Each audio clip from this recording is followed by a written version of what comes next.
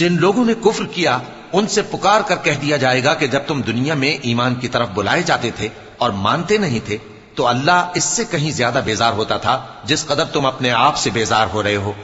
وہ کہیں گے کہ اے ہمارے پروردگار، تو نے ہم کو 2 دفعہ بے جان کیا اور 2 دفعہ جان بخشی، ہم کو اپنے گناہوں کا اقرار ہے، تو کیا نکلنے کی کوئی سبیل ہے؟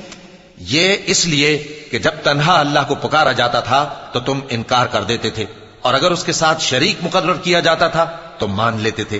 سو حکم تو اللہ ہی کا ہے جو بلند و بالا ہے، بڑا ہے۔ وہی تو ہے جو تم کو اپنی نشانیاں دکھاتا ہے اور تم پر آسمان سے رزق اتارتا ہے، اور نصیحت تو وہی حاصل کرتا ہے جو اس کی طرف رجوع کرتا ہے۔ تو اللہ کی عبادت کو خالص کر کے اسی کو پکارو، اگرچہ کافر برا ہی مانے۔ وہ مالک درجات عالی اور صاحب عرش ہے، اپنے بندوں میں سے جس کو چاہتا ہے اپنے حکم سے وہی بھیجتا ہے